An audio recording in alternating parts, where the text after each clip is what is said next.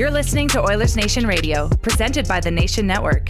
Subscribe for free on iTunes, Spotify, or wherever you get your podcasts from.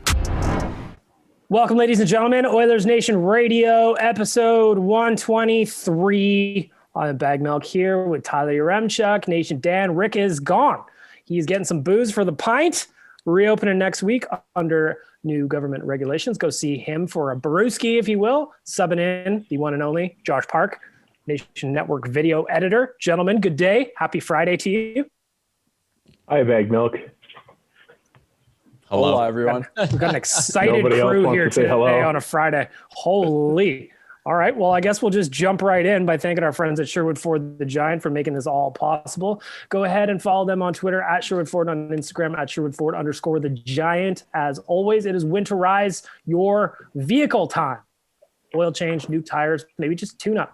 Maybe, Josh, you need a new whip in general. You head on out to see our friends at Sherwood Ford out in Sherwood Park, Alberta. They would be happy to help with whatever you need. As we always do on Oilers Nation Radio, we're going to start off today's podcast with the Sherwood Ford Giant question of the week. Mr. Yaremchuk. Yes, sir. The Sherwood Ford Giant question of the week is centered around the big story. The Battle of Alberta returns tomorrow night, first of 10 installments in this regular season. Last year, it was heated, probably the best the Battle of Alberta has been in a long, long time. The Giant question this week: what are you expecting tomorrow night from the Battle of Alberta? Will it be heated? Will there be a lot of scraps? Will it just be a straight up good hockey game, or will it just be a snooze fest? I can't imagine it will be, but that's the Giant question. What are you expecting from the BOA tomorrow night? Subbing in first, Mr. Josh Park. What are you expecting, buddy? Well, as a driver of a Ford Escapade, I'm very, very excited to answer this question. Nice. Represent me too, buddy. Love Big Ford. flex. Big time flex. So this is going to be an interesting game because I think the different approach this season is I think both teams understand that this is a 4-point swing. Like, this is a big game for both teams in regards to points in the standings. When it comes to the physical intensity of it, are we going to see the same level of, obviously scraps and physicality as we did last year? I think for the first matchup on Saturday here, I would say maybe no, but I think there's going to be a few key players that are going to help set the tone. I think we kind of saw in last game, Zach Kassian is starting to maybe have a little bit of a fire in him. So I think there'll be a few players that are going to kind of set the tone, and then we'll see where it goes from there. Mr. Nation Dan, runner of hockeyfights.com, are you expecting some fisticuffs in the first of 10 Battles of Alberta tomorrow? I am not. Sadly, I think that this is going to be a pretty tight game. I think that the Calgary Flames are reeling right now. They started off the season pretty well, and things are going well in the net and outwards, but now they can't seem to get run support for their goalie again. And the age-old issue for the Calgary Flames is they can't get that offense going. So I just don't see it tomorrow. I think it's going to be a tight game. I think you probably have a 1-goal difference by the end of the game. And I think you will start to see some stuff build. There'll be some shoves here and there, but these teams are both now fighting for, that playoff push already. And you got these games against the Winnipegs, the Vancouvers, and the Calgarys of the world matter more than they ever have, even, which is crazy to say. So yeah, I don't know. I hope for it. I'll be ready to go if it happens, but I don't think it's happening in the first game. Mr. Yaremchuk, do you agree with the other two? No, I'm going to disagree a little bit, and here's why. Like, I understand the thinking of why it might be a little bit more tame, and it is a huge game with points on the line.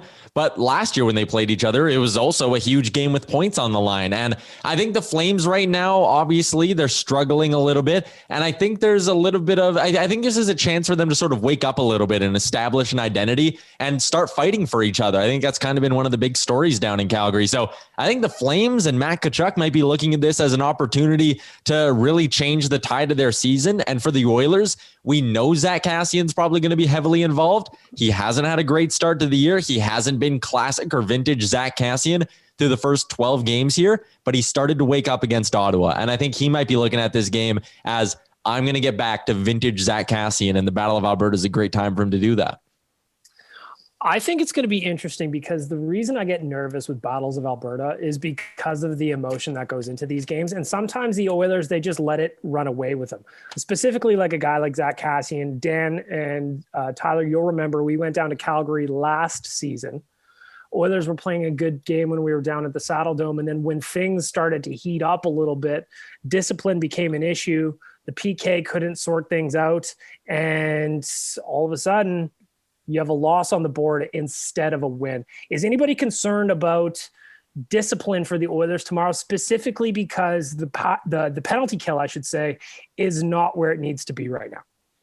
I think there's reason to be concerned about that. Absolutely. The last thing you want is, every time there's a scrum, the ref to be pulling out an extra Oiler, and all of a sudden they have to kill off 5-6 minor penalties in the game. But along with that, there's also a chance it goes the other way, right? There's also a chance that if the Oilers can push the edge a little bit and get the Flames to start taking penalties, that Edmonton can take over that game and win it. So I'm concerned on one hand, but on the other hand, I'd love to see a situation where it's the opposite, where Edmonton's the team that's getting all the power plays and they have a chance to let their power play win them the game. Josh, I see you nodding your head in approval. Well, I think this could go either way. We know the Oilers power play is awesome, and we know the penalty kill stinks. So I think when it comes down to discipline, whichever of these two teams can kind of stay more in line. And if you can win the special teams battle in this one, that could go a long way. Dan? I just think that Kassian, after that Battle of Alberta, he was a different player. After that, the melee and everything. Which one specifically? After the big one, the goalie fight, battle and all that kind of stuff, he was a different player. It seemed like he was told to tone it down. And I think you hit it on the head, Bag Milk, when you said that, that comes from a place of not wanting to be the guy that causes us to take penalties and not wanting to be the guy that causes us to be on the wrong side of 5-on-4s. So I don't know. It's just like, at the very base of my heart, running hockeyfights.com, I want to see it because we got 100,000 page views that night from the melees that ensued.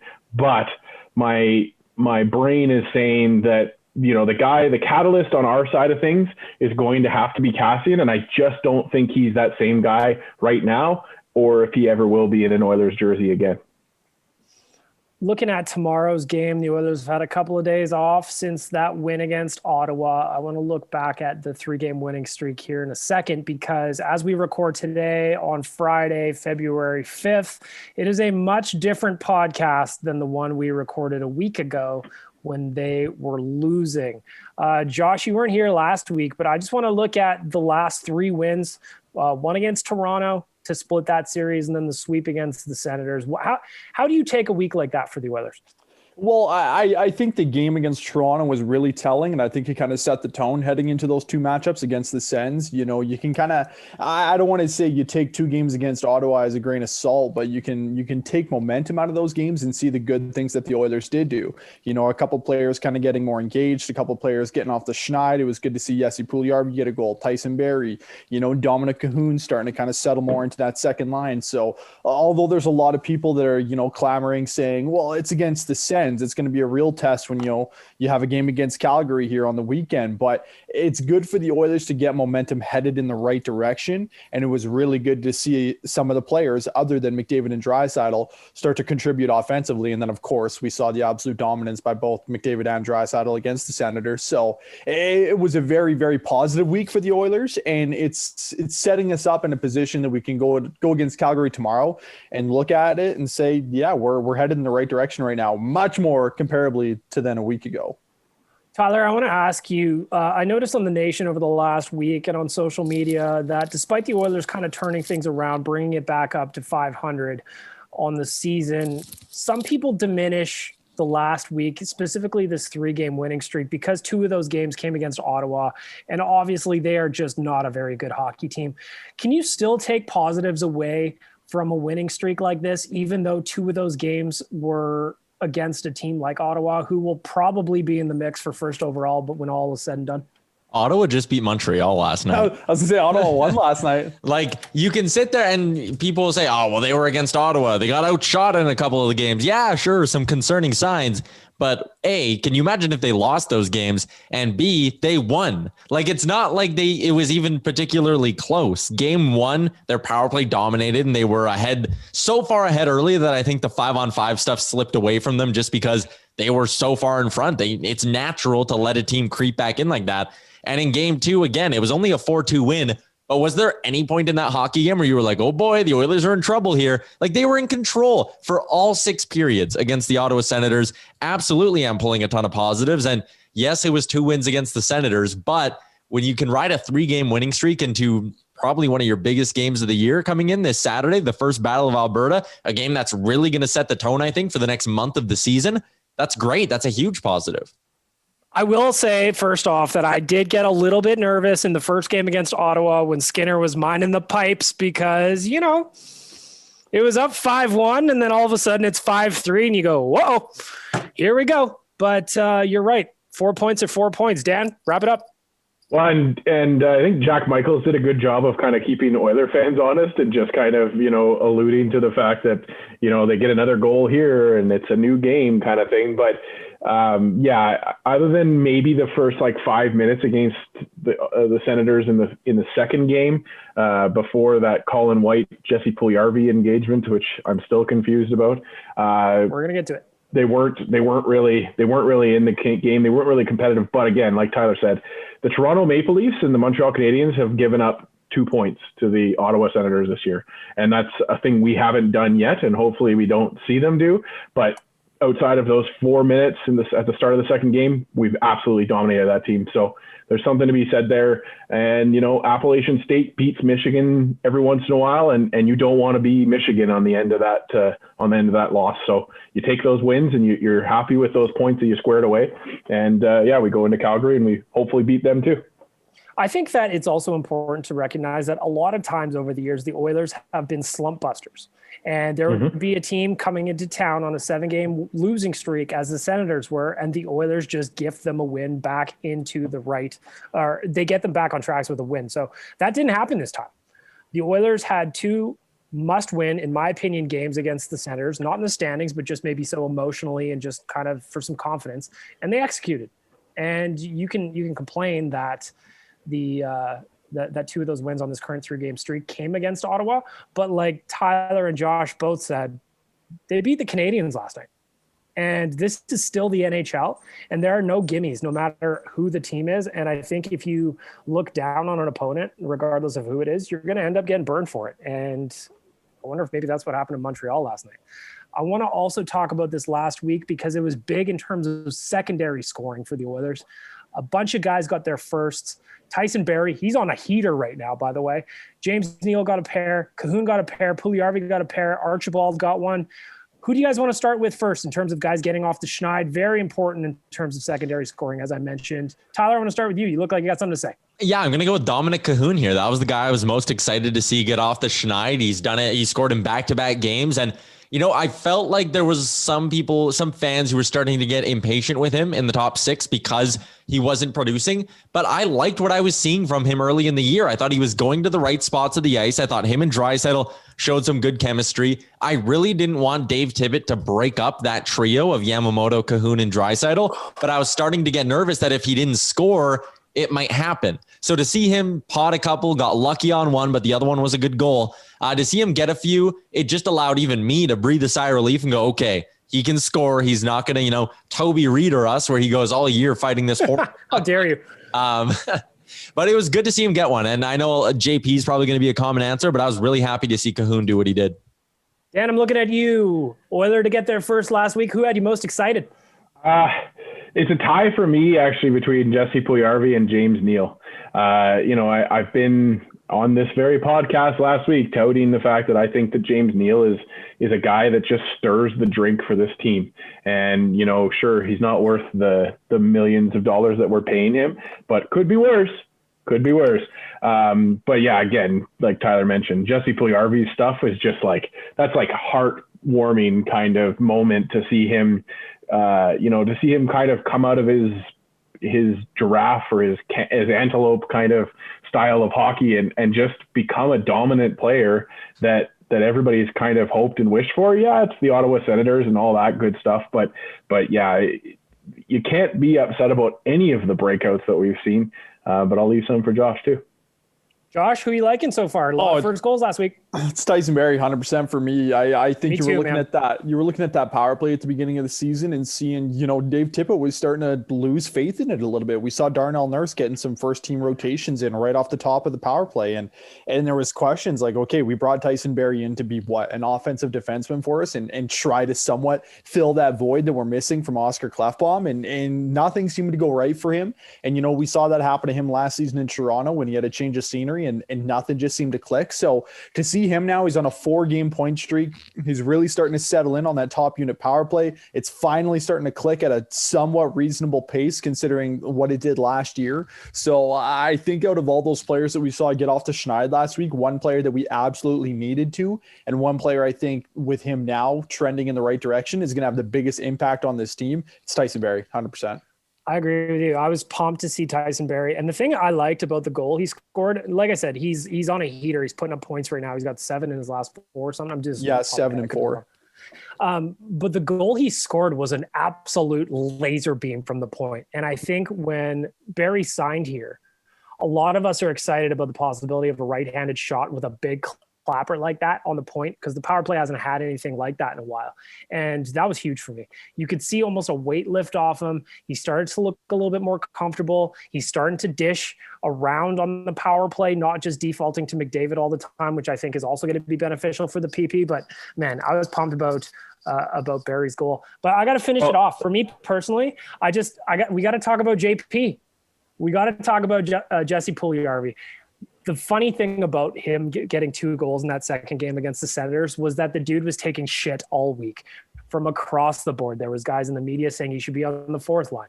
There were even people, Gregor, pondering out loud via Twitter whether there could be a fit for a Puljujarvi for Bennett trade. He said in hindsight that he wouldn't do it, but he did put it out into the universe. So I think it was hilarious to have that all going on. And then Jesse Puljujarvi picks up a feed from McDavid on the left-hand side. And then on a great individual effort mixed with a dangle, a rebound, and a shot, the big man gets a goal, and you could see the elation on his face. And I must have been as pumped as he was. Dan, what do you think? Well, yeah, again, it just tugs at your heartstring to see that kind of emotion from this player. You've seen it a couple times where he thought he had the last touch of the shot before it went in the net, kind of thing, and he's celebrating like he's back, baby. And here he is back, and he's thriving, and he's exactly what this team needs. We need some right wing solidification, and he gives us that right now. I don't know if he stays up there all year. He's useful, I think, in any one of those top 3 spots. But yeah, it's such a feel good story. And I think it was you, Tyler, that pointed out what a time for Dustin Nielsen to take some time off from the radio to have Jesse just absolutely tearing it up for him in hockey. And then also for Rick to miss this episode and not be able to just absolutely go bonkers about it. So yeah, it's great to see. Is Rick a big JP guy? Oh yeah, Rick's a huge JP guy. Him and JP are boys. He has a Carpat jersey. Oh yeah. Oh, seriously? Rick's been pumping Puljujarvi's tires since the day he was drafted. We had a draft party at the Pint that night when JP fell to 4, and ever since, Rick has been on the Puljujarvi train. So it is a bummer for him that he's missing this podcast. But Tyler or Josh, feel free to jump in. JP's first 2 of the year. Yeah, it was great. Again, he had that first game when he got moved up to the McDavid wing where he didn't score, but he looked great. And then everyone was like, oh my God, his best game of his career. Unbelievable. Huge night. And I kind of wanted to pump the brakes a little and go, okay, he had one good game. Let's see how it goes. I was being cautiously optimistic that, it looked like they had found a fit there. And the next few games were rough for him. He was missing breakout passes. He was turning the wrong way on some stuff. It didn't look great. I wasn't overly optimistic, but that performance in that last game against Ottawa was great. When he gets confident and he moves and uses that big body well and simplifies his game a little bit, I think is a big part of it as well. I know that's weird because he scored such a beautiful goal, but put your head down, go to the net and get the puck to Connor McDavid. And if he sticks to doing that and the offensive moments, those little flashes like we saw against Ottawa, those are always going to come. But if he keeps his game simple, I think he's going to be a long-term fit up there. Josh, wrap us up on Puljujarvi. JP, man, from one JP to another, I could not be happier for him. He was trending in the right direction. It was a very similar situation to Dominic Cahoon, where it's just like, oh man, he's doing everything right. He's just not getting rewarded for it. So I think this is one step into a great season that's ahead for Jesse Puljujarvi. I want to go ahead and thank our friends at skipthedishes.ca for helping make all of this possible. As we record at 2:30 in the afternoon on a Friday here in Edmonton, I am hungry and I'm feeling donairs tonight, Dan. And I think I'm going to get myself one because I feel like treating myself. Maybe take a little dip in Lake Bag Milk, give my insides a hug, a nice warm massage for my mouth feelings. I think that's the way to go tonight. And our friends at Skip the Dishes are going to make it possible. If you were looking for something to eat, something to maybe impress a loved one and pretend that you cooked it yourself, head on over to skipthedishes.ca and grab something from one of the amazing restaurants around our city. I did that last night and I got a donair delivered to me in 17 minutes from order to delivery by Santa. That was the name? Yeah, the name was Santa. So we know what he's doing in the off season. I know. My Super Bowl Sunday plans involve Skip the Dishes, and I'm fired up. You got an order planned out yet? Can we say Super Bowl on this? Why can't we? We're a podcast. The big game. Say Super Bowl. You can't say Oilers. The big game. Don't say Oilers. Big game on the weekend. The Oily boys. I'm just trying to keep us from getting sued, Tyler. Saturday, the big game on Sunday. I'm gonna get some barbecue from somewhere. Maybe like a big greasy like pulled pork sandwich, like a brisket sandwich, something like that. That's my plan. That's classic Super Bowl food. Oh yeah, like pulled pork sandwich or something like that. Mm-hmm. That's real nice. That's so real good. Nice. So good. I'm gonna air fry me some wings, boys. Oh, nice. Air fry. But I'm going to do it myself. Every now and then you got to. We have got a special guest coming up on the podcast. We've got Sportsnet's Sean Brown, former Oiler. He has got 436 NHL games under his belt, 6 seasons here in Edmonton for 269 games. We're going to take a quick break here, and we are going to bring Sean Brown into the podcast and have a chat. You're listening to Oilers Nation Radio, a member of the Nation Network of Podcasts. Sean Brown joining us on Oilers Nation Radio, and you would have seen him on a Sportsnet broadcast not that long ago. And Sean, actually, I want to start there with you. What was it like getting the call up to do some Sportsnet games here? You know what? It was exciting. I was obviously a little bit nervous. I wasn't expecting it. I was in the garage just kind of puttering around, and I got a phone call from Toronto. And I answered it, and it was a guy from Sportsnet, and he asked if I was interested in doing it. And, you know, I don't really have an excuse because obviously there's not a whole lot going on. But I wasn't, it's not something I've done. And I told him that. I said, hey, listen, like I've never done this. I'm not 100% comfortable doing it, but and we talked about it a little bit, and I obviously came in and told my wife. I have 2 kids, and my son being a big hockey fan, I work with him a lot on the ice, and he said to me, Dad, you know, you always talk about getting outside of your comfort zone, and that's how you grow and you get better. And I was like, oh, Jesus, you know what? This is going to hurt. So I was like, good point.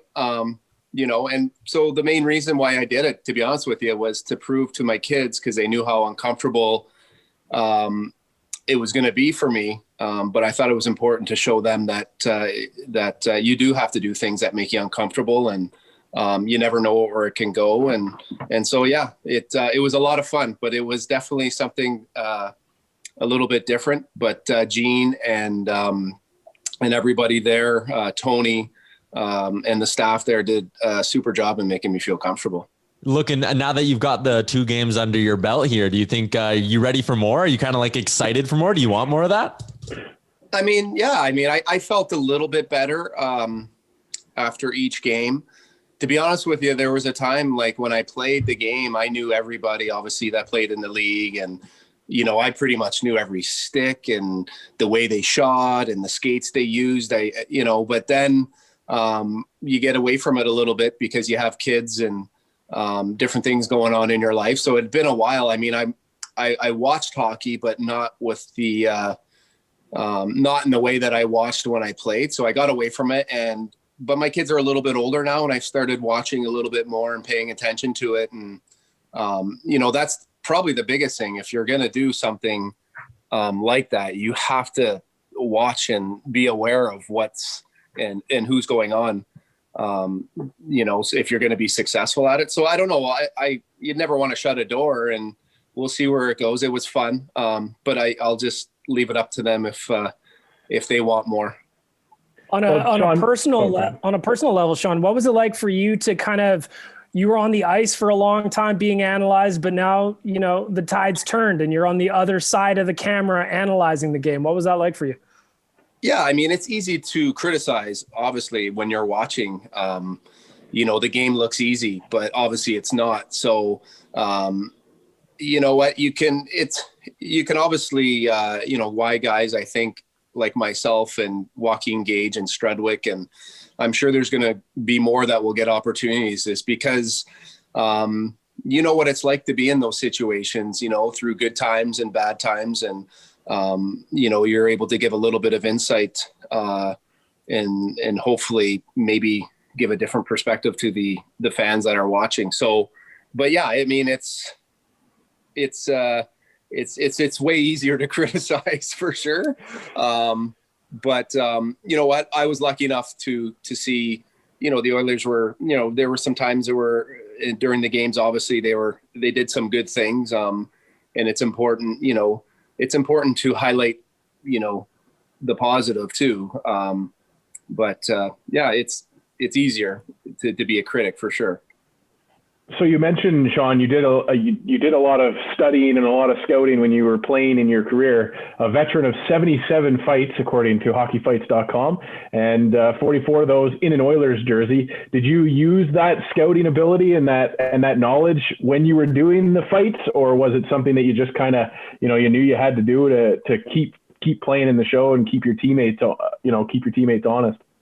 Well, everyone has to have a dimension, obviously, to make it to the NHL, right? You want to have something that's going to keep you there. And then, the longevity of your career will depend on how much you can kind of build around that. So that was one area of my game, obviously, that kept me in the league.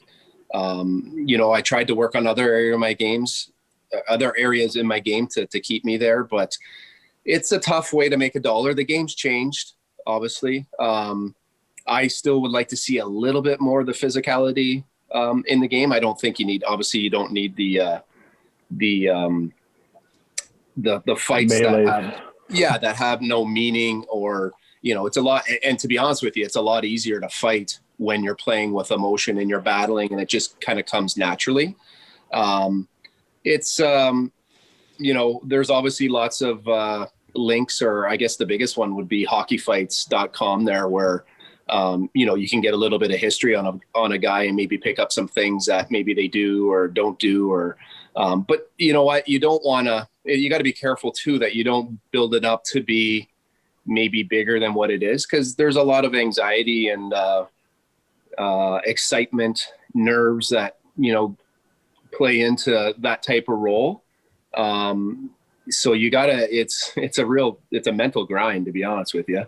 But you gotta be aware, but you got to be respectful, but you can't take away from yourself. And sometimes you can overthink it, and you got to be careful, and you just got to just do it at the end of the day. And, trust me, you'll learn quick when you're getting punched in the face of what to do and what not to do. Speaking of fighting, there was certainly a lot of that last year in the Battle of Alberta. Now with the pandemic, obviously it's been a while since we've had a meaningful game, almost a year between Calgary and Edmonton.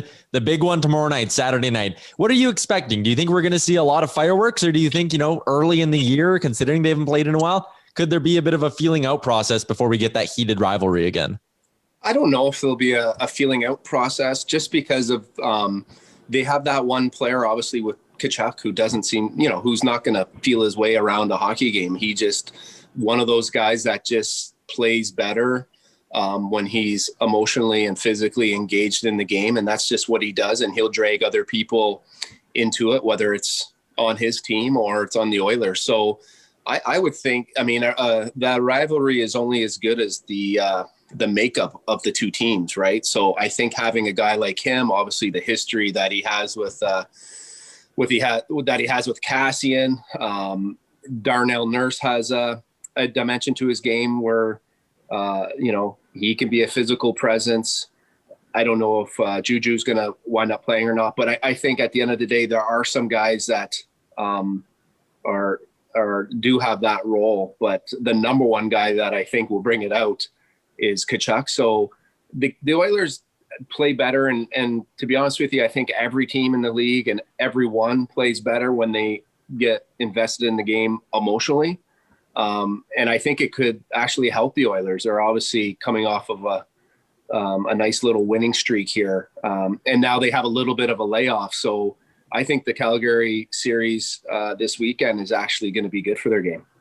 John, when you got a guy like Tkachuk, who, like you said, he mixes it up. That's his game. But he's a skilled guy who can piss you off, and he will do so. In your mind, what's the best way to kind of handle a player like that? Give him the respect he deserves in terms of skill, but maybe not get into the other stuff. Well, it's kind of depends on the game too. I mean, if you're up a couple goals or you have momentum, you got to be careful in the ways that you engage him, because that could change the momentum. Obviously, he's going to do certain things to kind of create a little bit of a spark and get other guys. I mean, it's a smart thing to do when you don't necessarily have to fight anymore to create some energy, and especially in today's game. And a guy like that, I think, understands that he can go out there if he's feeling that his team needs a boost, needs some energy. He can get into a scrum.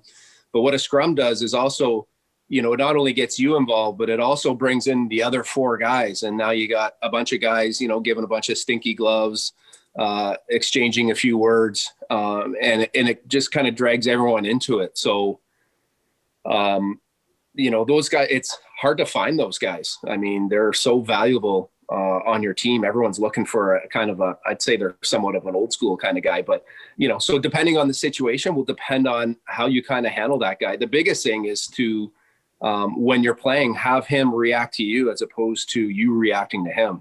That would be my message to my team. It's not what he's doing. It's what, we're doing is the most important thing. Well, and that's sorry. Go ahead, Dan. You bring up. I'll let you go next, Josh. You bring up a great point, and we've been able to talk to a couple of former NHLers as this pandemic has rolled on. Jordan Tutu, Chris Versteeg, talking to them about the emotion in the game and how not having fans, like. Do you think that that's just going to be it's going to be an issue for every team throughout this season and going forward without fans, that it's just going to be something that the teams are going to have to deal with and struggle with going forward? Well, yeah, for sure. I mean, it's that was one of the interesting things for me doing the game. The home games were different, the away games were a little bit different, because here you are at Rogers Place, and there might have been, I don't know exactly, but it felt like 20 people in the building when they were on the road. And man, you didn't realize how cold that rink is when nobody's in there. It was freezing. And then I was really excited to do the Toronto game because, none of us have been allowed to go in. It's not my job. So I've never really been in a rink to see a game with no fans. And I was always, I think Sportsnet and TS, all the media outlets do a pretty good job of televising a game and kind of making it somewhat engaging for us. So that was new to see a quiet building. It brought you back to like minor hockey. And so there's definitely guys on both teams that feed off of the emotion. And so when I talked about, a scrum, sometimes when you're, trying to create a little bit of energy and some emotion in a game, you don't necessarily have to fight, but that scrum could bring in, four of your buddies, but also get the crowd kind of into it. So now you get four of your buddies in there, but with zero emotion from the crowd, which guys play off of that. I mean, we all say, we all prepare for a game and we play and we're able to block the crowd out, but, we block it out in a way that it's not like we're looking at people and engaging with people. They're all kind of blurry and the same, but we do hear the sounds and the emotions that, so, that was pretty amazing for me to think that these guys, we're watching it on TV. These guys are mustering up a lot of raw emotion with nobody in there, which I thought was really cool, and credit to the player for doing that. Sean, I want to get your opinion on, with you being a former fighter and circling back a little bit to last year's Battle of Alberta, there was a lot of conversation about, where's the line when it comes to answering the bell, seeing some of the stuff that Tkachuk was doing, with the interaction he was having with Zach Kassian and some of the hits he was doing. There was a lot of people arguing, where's the line when you have to answer the bell in today's NHL? What's your opinion on that?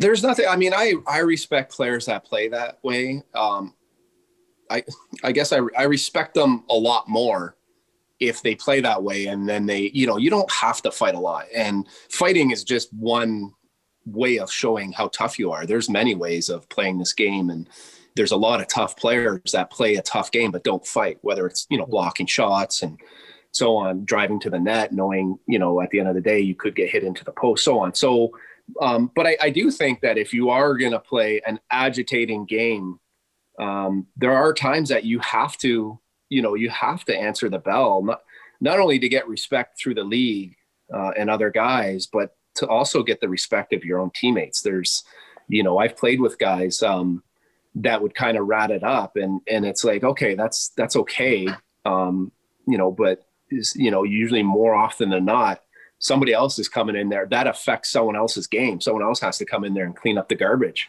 Right. And I don't, and if you're not kind of doing a little bit of the work yourself, it kind of gets a little bit annoying. So name names, Sean.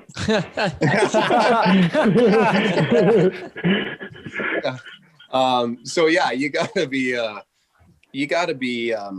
and Tkachuk, I think, seems like a big guy. I've never been on the ice with him or close to him on the ice, but he's obviously knowing the history of his dad and watching him, he'll fight, so he's done some things that, warrant him actually having to fight. And he's done some things where you can tell it's just agitating and annoying and him being him. Last one on the game tomorrow night, Sean, but you've obviously been in your own fair share of battles of Alberta. Do you got a favorite memory, a craziest memory, anything that stands out? Like, what's the first thing that jumps to your mind from your career when you hear Battle of Alberta? Well, there was, thinking back to the Battle of Alberta when I played, they had, who'd they have? They had like Belak, Craig Berube. But to be honest, when we played, George Larocque kept guys pretty honest, right? It was nice playing on the Oilers, because when I got traded from the Oilers, you really understood and got to know the effect that George had on each game, whether he fought or he didn't. And I think that was, that's some of the criticism that I heard sometimes from different people. I didn't really pay attention to the media that much when I was playing, but people would make comments, sometimes saying he wouldn't fight or he wasn't as active, at different times through his career. But knowing and playing with him and knowing how people played with him in the lineup and without him, or in my case, on a different team, it was different. He had an effect. And, my thinking is why would this guy fight if he can almost do his job and nobody's doing anything? Why make your career, or why make it harder than you have to, kind of thing, right? He gets to work on his game, he gets to play, so, it was, like I said, George had a big impact on the Battle of Alberta, whether a game was, and the emotion of the game. He was just that intimidating and had that much of a presence. So there was never really, I'm trying to think of, I don't know if there was ever, really a time where, it was all that, where the emotions were boiling over. I remember playing in the minors in Hamilton, in Edmonton, and we played their farm team. And I talked about, depending on how the teams are made up, we played them and they had a really tough team. They had multiple guys and we had multiple guys. And we had a coach, Lauren Mulliken, who loved fighting. And their coach, I think something Baxter, and I think he was an old school, tough coach, and he loved it too. So our games in the minors were like scary. Those games really scared me. And when I was young, I was like, man, I don't know how I'm going to make a career of this. It was my first year pro in the minors was very intimidating, coming from junior to fighting men and these big guys, that was different. Sean, last question I got on the Battle of Alberta, and again, we appreciate your time here and breaking this down for us, is how is it good for the game when these two teams are both competitive and this rivalry actually means something again, rather than having, for a long time, the Flames just were stealing the Oilers' lunch money.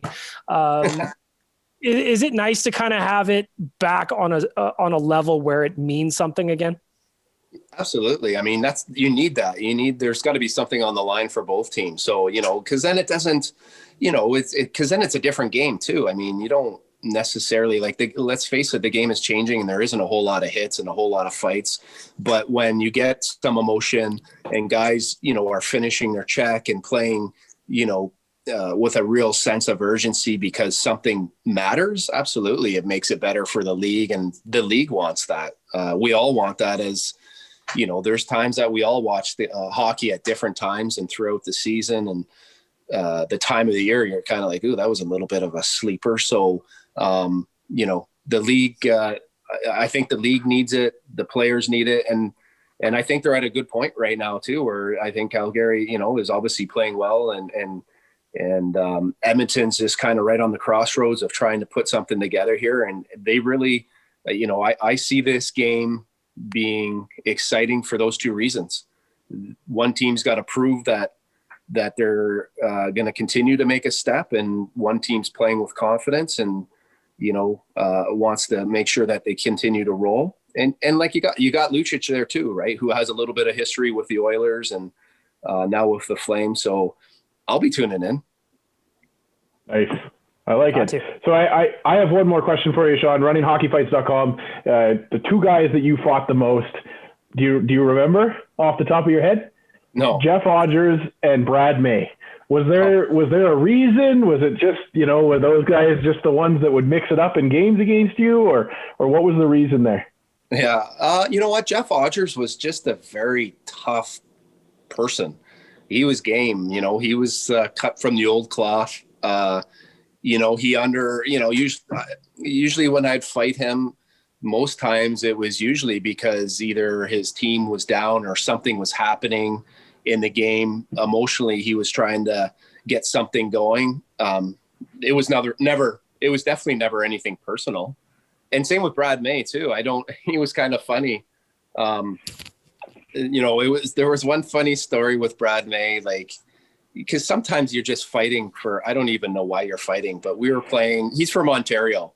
And so I'm from Ontario. And so part of my warm up and part of his warm up, you take a couple shots and then you kind of skate by the red line, and you do whatever you do. Well, we were playing them. And so we're skating in the warm up. I'm skating one way, he's skating the other way. And he's like, Brownie, you want to fight? And I'm like, okay. The next time we skate around, he's like, it's got to be in the first period. I'm like, okay. So then we skate around. He's like, but it's got to be early. I'm like, okay. So then I stopped and stretched, and he comes up and he's like, well, we got to fight early because my brother works tomorrow and he's got to get up early. So he's only watching the first period. And I was just kind of like, okay, so sometimes I don't know why I fought Brad May.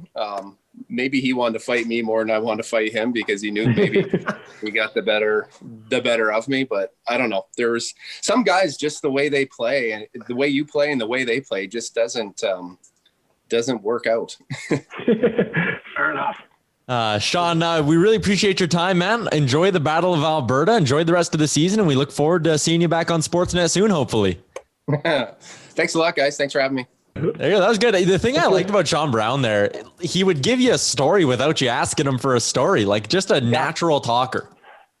Yeah. I mean, it just kind of makes sense why Sportsnet wants to get him on a broadcast. He just, you kind of tee him up and away he goes. And I like that, especially, hearing about Big George's impact on the Battle of Alberta back in the day is pretty cool. You know what, Dan, we should try and get George back on the podcast again, because we spoke to him about a lot of different things about a year and change ago, maybe a little bit more than that, but I think we're due to revisit George, especially with 10 Battles of Alberta coming up this year. 100%. Again, Thank you very, very much to Sean Brown for the time. And I also want to thank our friends at Tourism Jasper for everything they're doing and helping us get outside. I've actually got a buddy. He texted me today from Marmot. He said the snow is great, the mountain's in great shape, and there is plenty of stuff to do right in town as well. If you want to go get yourself outside, be outside with your family, maybe get a little time away from the city, jasper.travel has got all the information you need on how to make that happen. So we encourage you to do it. It's beautiful down there. Josh, when was the last time you were in Jasper? I was in Jasper like 2 weeks ago, man. Oh, wow. See? Snowboard, beautiful baby. is it? Oh, it was gorgeous. It was beautiful weather. The snow was amazing. They did a great job. I should mention as well with the chalet, ushering people in out safely so that you could go in, get yourself a nice little hot dog, hot chocolate. No, it was a blast. I'm trying to get out there next week as well. We'll see. Make your way to Jasper, people. It is wonderful down there. Getting back into some Oilers talk here, guys. Let's run through some housekeeping items here. Ethan Bear back on the ice at practice this week. And that brings up a question for me, gentlemen. How are we going to keep Ethan Bear in Evan Bouchard, I should say, in the lineup with Ethan Bear making a return? How does it happen? Tyler, you're shaking your head. Josh, you want to start? Go for it. Well, I was going to say, we know Dave Tippett likes to go lefty with a righty. So if you're going to keep Evan Bouchard in the lineup, I really don't see a way that you can get Ethan Bear in, because you're not going to take Adam Larson or Tyson Barrie out. So if you want to go lefty righty, unless you're going to run 7 defensemen again, or you're going to put Ethan Bear on his offside, because I don't imagine he's going to want to put Evan Bouchard on his offside.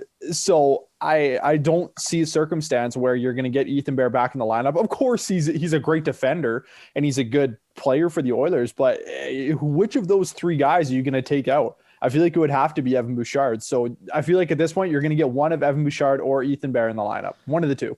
Tyler?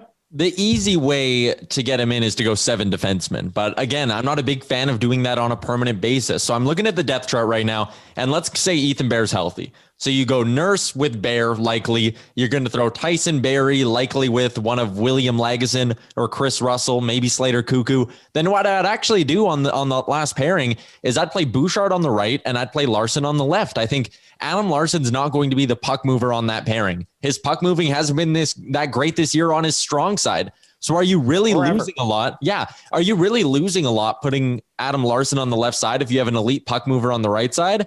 I don't think so. I might be in the minority here. I like Nurse with Barrie. Yeah, me too. I really do. I just think that for me, like, I like Bouchard's game, but I don't think we need to force the issue just yet. I think he's fine to just kind of rotate in and out, get everybody some breaks here and there. Like, this is the first time they've had 3 days off in forever. Get that rotation going some more. Lagesson looked just as good to me, if not more, even more solid on the defensive side of things. So I think that there's some good, good trending players there for us to be able to give everybody a break, including Larson. Larson needs some time up in Popcorn Alley to just take a deep breath and figure this out because and I think that I just think right now he's like the whipping boy. He's the guy that, nothing's going well for him. And so it's struggle all around. But yeah, I don't think there's anything wrong with doing a rotation of this defense where it's 8 guys playing defense any given night.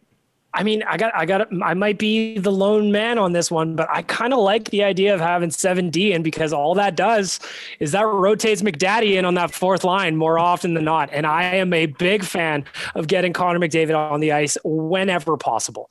And if you can kind of slip him in there, maybe Leon, maybe Nuge, doesn't matter. You got choices to throw in on that 4th line. I kind of like it. Although at the same point, I'm also a big Gaetan Haas guy, so I don't want to see Gaetan Haas come out of the lineup at all. I think the point here, though, and the bright side, no matter what happens in tomorrow's defensive pairings, is that the Oilers are finally getting some depth on the right-hand side of their depth chart. Yeah. And that is, I don't remember the last time that happened. Is it scary to say this makes Adam Larson expendable in a trade? Or is it too soon for that yet, Tyler? I feel like you'll have an opinion on that. I think it might be too soon because I don't want to lose the depth. The second you start trading away your depth is always the second you start needing it. So I wouldn't move him. Like I said, I would explore Larson on the left side with Bouchard to see if that works. But I think Bouchard, if he can, give you 15, 20 solid games this year and you kind of know what you have in him, I think that drastically changes your offseason plans and what you want to do with Barrie and Larson. But that might be a conversation for a day down the road. You know what? If you're listening to this right now, and I don't care whether it's Friday, Saturday, or whenever you downloaded, hit us up.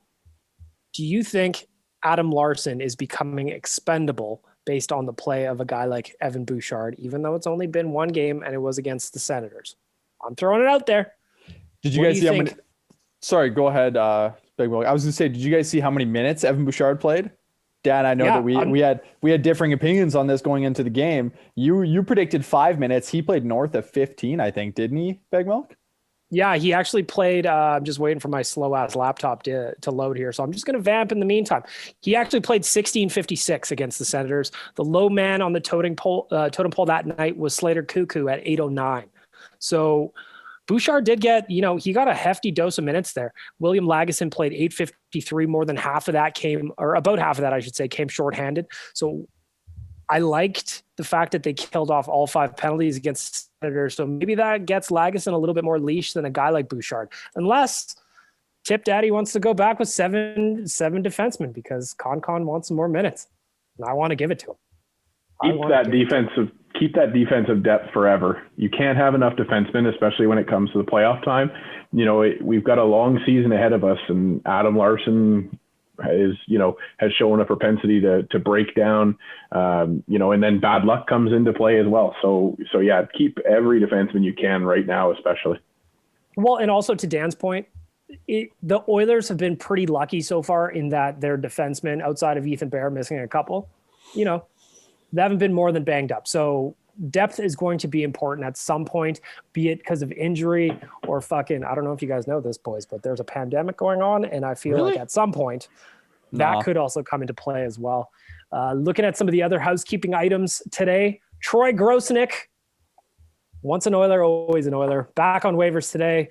Jason Gregor speculating that Mike Smith is getting closer, but would not be able to come on to the active roster until after tomorrow's game. Anybody surprised by the waiver wire move for Grosenick today? I'm not. You have Skinner as the third goalie. Sorry to cut you off, Josh, but you have Skinner as the third goalie. You're probably not going to lose Grosenick, but even if you do, if Mike Smith's back, you still have 3. I think you're fine. Josh? Correct me if I'm wrong. Stuart Skinner would be waiver ineligible, right? Like he can go up and down however many times they need. Yeah, I think he has been, hasn't he? Yeah, I believe so. So that I don't know who wrote the article. I saw it on Twitter a few weeks ago that literally the teams that are going to win in this 3 goalie situation are the teams that have a third goalie as a young guy who's waiver ineligible. And that's the situation the Oilers are in now, that Mike Smith is going to be healthy soon. So yeah, it was inevitable that they were going to waive Grosenick once Smith got healthy again, because that just gives you so much more freedom that you can just move Stuart Skinner up and down as much as you want. So poor Troy. I just feel bad for him, honestly. Yeah, me too. Drove up to Edmonton, did the quarantine, a couple of practices, and away you go, my friend. Can you imagine if he gets claimed? Can you imagine if he gets claimed by San Jose? And what is he going to have to hop in his car and drive back down? Florida's Troy, we love what you offer. He's like, son of a bitch. Here we go. Load up a good playlist. Well, actually, I don't know if you guys he's got to make up his way to Sherwood Ford and get an oil change before he hits the road. Sorry, go ahead, Josh. No. I was just going to say, in his media availability that he did when he first joined the team, do you guys know why he actually drove up here? He said because I think it was Jim Matheson. Matheson's like, why didn't you fly, Troy? And he's like, well, he has a good buddy that lives up here. And he said, essentially the reason he drove here is because he had just gotten his car delivered to LA like a week earlier, and he didn't have anywhere to leave it in LA. He literally said this to the media. He's like, you guys know LA, where I'm not going to be able to park my car anywhere unless I have a ton of money. So he said he was going to drive it up here. And then no matter what happened with the Oilers, he knew he would have a place to store it up here. So apparently he has some really good friends here that own a house, and the friends told him he could keep his car here no matter what happens. So what a joke that guy is like getting yo-yoed. And we're now looking at 4 goalies that have just been absolutely yo-yoed by the NHL and their inability to foresee this as an issue. Like how the league didn't look ahead and say, you know what, every team's probably going to need 3 goalies on their roster this year, and we should treat it as such, for this year and this year only. Instead, no, we're going to put everybody on waivers and they're going to get passed around anyways. it's super frustrating to me. It's like on a human level, it's really shitty to 4 human beings that are giving their lives to try and play hockey. Well, I mean, they know what they're getting into becoming professional athletes. Well, yes, but yes and no, because they want to just be on a fucking taxi squad and just sit back and be able to work and be able to audition for a team to play for them, not be passed around, be quarantined. Like, it's just, I don't know. It's so frustrating that the league couldn't have foreseen this as being an issue. And then, you know, the whole trade thing. Like, you look at Line A playing his first game in Columbus, and Winnipeg's like, maybe Dubois on Monday. I don't know. Like, it's such a weird season, and there was just some things that were overlooked when we were planning it, for sure. Would Grosek have made any money signing with the Oilers like that? Like getting claimed? I imagine he'd get a few shekels in his jeans. His contract would he would, because he got claimed on the waivers, he would be an NHL contract still with the Oilers. I don't know what the deal is with the quarantine though, like, because he actually can't play for them. Who knows what the NHL is doing to the guys, but I would assume he's getting paid by somebody. I think this is just a product of a very weird situation with having COVID-19 running rampant, as well as sports is just a cold motherfucker, man. Yeah. And sometimes that's the way the old cookie crumbles. And as much as it sucks for Troy Grosnick to have driven up to Edmonton and now possibly make his way out of town, that's life in the NBA. You know? He probably still cashed in. Another thing I want to talk about, I touched on it briefly before we get to hot and cold performers here. I just want to wrap this up. Oilers PK right now is 73.2 heading into tomorrow night's Battle of Alberta. Not near good enough. It was a major strength for the team last year, though they were perfect 5 for 5 against Ottawa. Before that, 9 goals against in 6 games. So I want to look around. What's going wrong on the Oilers PK right now, do you guys think? Is it they can't get a save? They can't get it clear? Personally, I feel like there's too many times where they can't get it clear when it's right there and it turns around and ends up in the back of the net. What do you guys think? Yeah, that's the absolute difference for me. You look at the games against Ottawa versus the games against Toronto. You know, that's a close little sample size. They got the puck out when they needed to, when they got the opportunities against Ottawa. They didn't do that against Toronto. We've talked about it a few times, that they have these lapses where it's just, you know, like one issue compiles onto another issue, and then it's in the back of the net. And so for this team, that box is not active enough to be a diamond penalty kill. And I don't think that that's what they played last year. And it's a change for this year because there's new personnel. Last year. No. And so it's a new change. It's a new personnel group. It's a lot of new stuff, and it's just not working right now. And hopefully the Ottawa games are a good sign of things to come. But yeah. Josh, what are you seeing on the PK? I feel like it's almost unfair to compare this year's PK unit to last year, because it's a completely different. Big Riley Sheahan guy. We need Riley Sheahan back. Him and Toby Reeder. They're having their time in Buffalo right now. Yeah, it's interesting with that PK unit right now. I think we got to start asking the question: is it time for Puljujarvi to get back on the fourth line so he can PK for us? But yeah, I don't know a ton about like PK when it comes to setting up and seeing what's wrong with it. But I think you touched on it well there, Big Milk. You just got to get the puck out. Just get the puck out. That's all you need to do. Wrap it up.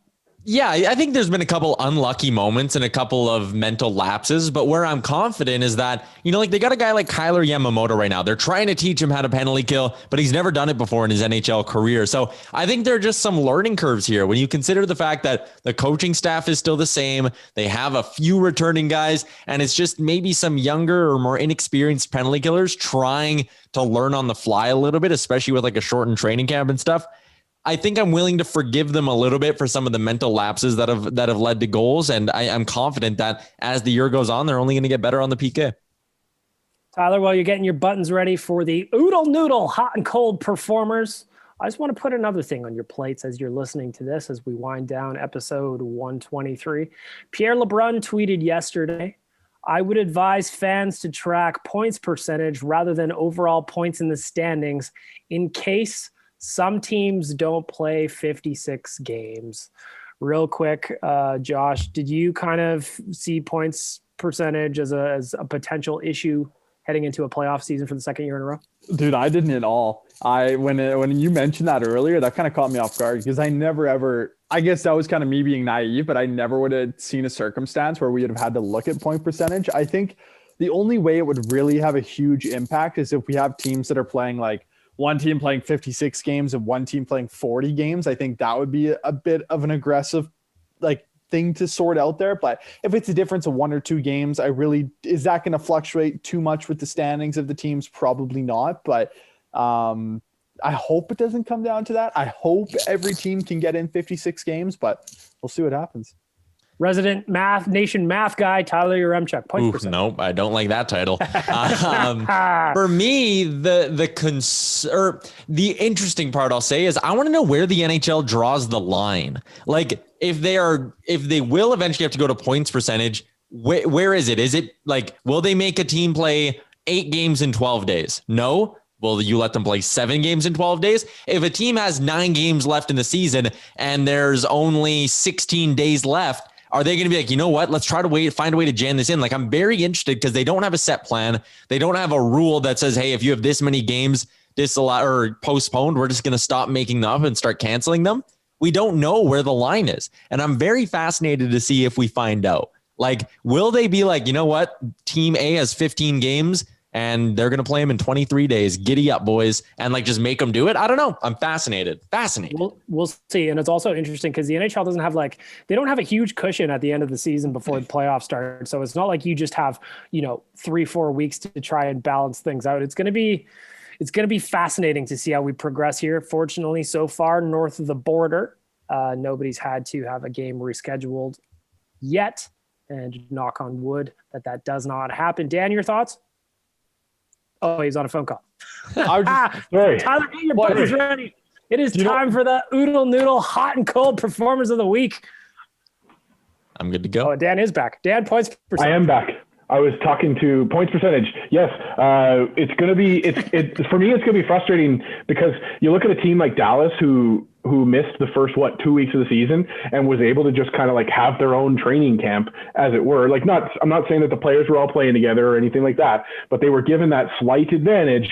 And so that for me is going to be frustrating if it does come down to a points percentage thing, but we'll see. The North Division so far, knock on wood, has not had any issues. So hopefully that continues to be the norm for us. But yeah, I mean, you look at the schedule. I was looking on Saturday and I think it's at 4 games right now that are postponed as we record at 2:00 in the afternoon on Friday, and that could change before tomorrow. So yeah, it is a reality. I think it's something we all kind of thought about and planned for originally, though, and hopefully we don't get Dallas starred again this time. Dude, the difference in games right now is the lowest team, Florida, has played 7, and the highest team has played 14. And what's hilarious, that's a huge difference. Yeah, and you look at a team like Calgary, they had a freaking 5-day break after 4 games. Like, what? Why was the schedule created like that? So yeah, there's going to be a lot of things when we look back on it, I think, where we'll be like, it'll be head scratchers. But again, you can't plan for a pandemic. So at all things you can, unless you think it's a plandemic. Pandemic. I'm just kidding. It's obvious. Wasn't a great joke. Yeah, that was great, Tyler. Give yourself some. That was good, Tyler. Just beep it out in the podcast so nobody can hear it. As we do every week, we wind down our podcast looking at the last 7 days of our lives, be it personal or in the world of sports, and we give a hot and a cold performer. Thanks to our friends at Oodle Noodle. Go into any Oodle Noodle for a takeout or curbside order, and a portion of those orders will be delivered or donated to a local charity or initiative. So get yourself something to eat this weekend. Make it something delicious and know that you're doing a good thing for the community, I should say. Oodle Noodle, 14 locations around the city and soon coming to Fort Saskatchewan, which my sister lives out there. She's very excited about. As we do every week, we start with our veggies, the cold performers of the week. Mr. Dan, I'm looking at you. You're right underneath me on the screen. Your cold performer of the week. Well, he gave me some content, but it's one Ottawa Senator in particular, Colin White, and his confusing play with Jesse Puljujarvi. He watched Dadonov miss Puljujarvi in what was one of the more spectacular checks that I've seen thrown in a while. And then he skated down the ice and decided to to fight a guy who just avoided a check. It was confusing. It was weird. What was the referee thinking, who was standing right next to them as they engaged? And Jesse Puljujarvi just held on for dear life, trying to figure out what he did wrong to enrage a man so much. But Colin White, my cold performer of the week. I'm upset. I'm not upset, but Colin White was upset. Oh, he was big mad. Also, bonus goes out to Dadonov for losing a couple of chiclets on the play. Goes in for a big hit, smashes his face on the ice. R.I.P. teeth. There goes a dental bill for you. Coming up next, Mr. Josh Park, Nation Network Video Editor Supreme, your Oodle Noodle Cold Performer of the Week. I did not plan for this at all. But I'm going to think... Dude, I didn't even know this was a thing. Well, I knew it was a thing, but I didn't. Well, thanks for listening to the pod, Josh. No, guys. Big Oilers Nation Radio guy. Guys, I'm a huge Oilers Nation Radio guy. I just didn't know if I'd be included in this segment. I didn't know if you'd let me come up with a hot. Well, actually, now that you say it, Tyler, over to you. No, I'm just joking. No. I'll think of one. All right, guys. My cold performer of the week. While you're thinking, Josh, by the way, as soon as this is over, I'm going to come back to you for a hot performer of the week. Hot and cold performers. I'll have one ready as well. Okay, my cold performer of the week is going to be the under. The under, because you should take the over in the Super Bowl. That's going to be my cold performer of the week is the under. What the hell is going on? That is a great drop for what just happened, Tyler. One more time, please. Oh. What the hell is going on? I love Steven. Mr. Tyler Remchuk, your Oodle Noodle cold performer of the week. My cold performer of the week, I did this whole big rant on real life, but all the people who are mad about regional restrictions in the NHL, like there's some brand new thing. I don't get it. It's been like this forever. And if you want to watch all the games, you can do what Wanye said to do, the devil on the shoulder. Wanye says illegally stream everything. I say just pay the money for the right packages and you can get every game. This is nothing new. Regional blackouts have been happening for a decade in the NHL. I don't know why people are so mad or why they think it's some big injustice that the NHL makes you pay to watch the games. I just don't get it. Are you thrilled? I'm not. I'll give you the legal way to do it. It's to buy NHL Game Center and then buy a VPN. Done. You can watch all the games, no problem. There's your legal way to do it. Or the buy guy Center in the Ice. Middle. That's what I meant. Sorry, whatever I said. NHL well, Game either Center, one will NHL work. Live. The Game Center for online, Center Ice if you already have cable. Yeah, and then a VPN. I personally enjoy that I got to hear that rant twice. That's what I like. Download Real Life Podcast on Mondays and Thursdays. My Oodle Noodle cold performer of the week is, despite the 5 for 5, I talked about it a couple of times already, the penalty kill. I don't like a 72.3% penalty kill rate. I do not like it. That is going to leave plenty of missed opportunities on the board unless they correct it. I think of when the Oilers tried to come back against Winnipeg, didn't work. PK failed them. When they tried to come back against Toronto and actually tied the game twice in the third period, PK failed them. This is a problem. We need to sort it out. There's time to sort it out. But right now, Oodle Noodle cold performer of the week is the penalty kill. Why are you the way that you are? I hate so much about the things that you choose to be. Yes. Those are unreal. Forever. I'm going to reverse the order this time. Mr. Tyler Yaremchuk, you're up first. Oodle Noodle hot performer of the week. My hot performer of the week, I'm going to use this opportunity to plug and give some love to a new podcast that the Nation Network is launching. I'm excited to be a part of it. It is called DFO Rundown. It'll be available on Daily Faceoff and wherever you get your podcasts from. Wow.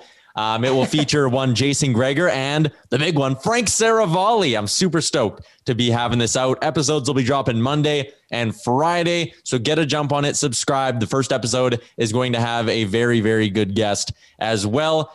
So there we go. That's my hot performer of the week, the new pod, the DFO Rundown. The big guy is smoking hot. Frank Saravalli is smoking hot. I agree. Easy. Josh Park, your Oodle Noodle hot performer of the week. Okay, I got one. I got to give some love to a team that stinks, but they got one guy that's on a bit of a heater right now. I want to show some love to Timmy Stützle. He's got goals in 3 straight games. So I just think he's showing flashes of brilliance. I think that this guy's going to be great. I think he likes coming out and getting a play against some fellow Germans in Leon Draisaitl and Dominic Kuhn. So I'm going to go with Timmy Stützle as my hot performer of the week. Put some respect on my name. I got to say, wins some medals soon. That kid he's got a hell of a shot. He's sick. Yeah. The 2 goals he scored against the Oilers, the first one you could say, oh, it was against Skinner or whatever, but Skinner did not see that shot coming. Top shelf. Second one right through the wickets on Koskinen. Hell of a release on that kid. Mr. Nation Dan, your oodle noodle hot performer of the week. Well, it's something that Oiler fans have been pushing for a while since the passing of Joey Moss, and we got a little glimpse inside the Oilers locker room after the big win against Ottawa. They showed a video of Stuart Skinner coming into the locker room, and the players were playing La Bamba as their win song, and so you love to see that little nod to Joey. I hope that the Oilers come to their senses and use that as their goal song. But if not, we'll keep doing it. But yeah, for the Oilers for winning or using La Bamba as their win song, they're my hot performer of the week. That's not La Bamba. I don't have La Bamba, but I had that. Wow, Tyler. The disrespect. Everybody loves Cotton Eye Joe, though. Like, what are we talking about? It's true. It's true. Wrapping things up, my oodle noodle hot performer of the week is the Ottawa Senators for winning me a shit ton of money in the 2-game series over the weekend. I was making all kinds of prop bets. I was hitting all kinds of prop bets. I was scoring. I was winning. And god damn it, did my bank account swell because of the Ottawa Senators. So to you, I say thank you. You are my hot performers of the week. Dem Arby's boys, wheels up, ski skirt. Amen. Dem Arby's boys for real. I got my Arby's cup right now. Good for you, buddy. Oh, that's great. You know what? Thinking Arby's. As soon as we get Arby's on this podcast, it's going to be one of the greatest days of my life. Sales guy Jared is pushing for it too, and he's like, "Why won't they do anything with us?" I know. The thing is, when I make Arby's memes and my dumb shtick that I do on Instagram, they go so well, and there's no way that Arby's corporate hasn't noticed at least a little bit by now. Damn it, Arby's! I had Arby's 2 days ago. It was unreal. Frick, I love Arby's. Skip the dishes, though. You can get them on Skip the Dishes, so they're kind of on the podcast. That's right. That is right, Dan. That was our first win, is getting Arby's on Skip the Dishes, which I'm taking full credit for. Yep. Second, now they're going to be a podcast sponsor. Not really, but eventually, and it's going to make me happy. Gentlemen, to finish this podcast off, we're going to go around the horn real quick. I want some score predictions for the very first Battle of Alberta of the week. You are our special guest today, filling in for Rick, Mr. Josh Park. Your score prediction against the Calgary Flames. You didn't know we had to do this. I didn't know we had to do this. I'm not ready. I'm just kidding. I'm going to go score prediction 4-0 Oilers. I think Koskinen gets his first shutout of the season. And my goal scorers are going to be 1 from Puljujarvi, 1 from Barrie, and 2 from Leon Draisaitl. Big Daddy. Tyler, score prediction, Flams. Yeah, I'm not going to go that far in depth. I'll say 5-2 Oilers. Goal scorers, please. 1 through 5. 1 for Connor, 1 for Yamo, 1 for Dry, 1 for Nuge, and Zach Cassian popped 1 too. That was such a cop out. You had Barrie. That was like the only difference. You just named the Oilers' top 5 goal scorers. I'm just kidding. Gaetan Haas turning the trick tomorrow. Dan, your score prediction against the Flams. I'm going 3-2 overtime win for the Edmonton Oilers. Connor McDavid with your overtime winner. Sorry, Josh. It's typical. James Neal gets a point as well. I'm going 4-2 Oilers. Empty netter to get the double. Bet yourself accordingly. Don't listen to my advice. You will lose money. I promise you that. Unless it's the Ottawa Senators. Unless it's the Ottawa Senators, then you throw your nut at them. Don't listen to me. I swear, don't listen to me. From all of us here at Oilers Nation Radio, I want to say thank you to Sean Brown for giving us a great interview mid-podcast. I want to thank Sherwood Ford the Giant. I want to thank Tourism Jasper. I want to thank Skip the Dishes, and I want to thank Oodle Noodle for making all of this possible, and all 3 of you guys for giving me an hour of your time, and to you, fair listener, for welcoming us into your head holes. Thank you for that. Tell your friends about the podcast. Subscribe, share, print out podcast data. We'll send it to you and post it on boards wherever you're at. This is Oilers Nation Radio, episode 123. I'm Bag Milk. I appreciate you, everybody. Enjoy the weekend and the first Battle of Alberta of the year. Goodbye. Shout out Damien. Best wishes. Thanks for listening to Oilers Nation Radio, a member of the Nation Network of Podcasts. Make sure to follow us on all of our social media to stay up to date and never miss a podcast.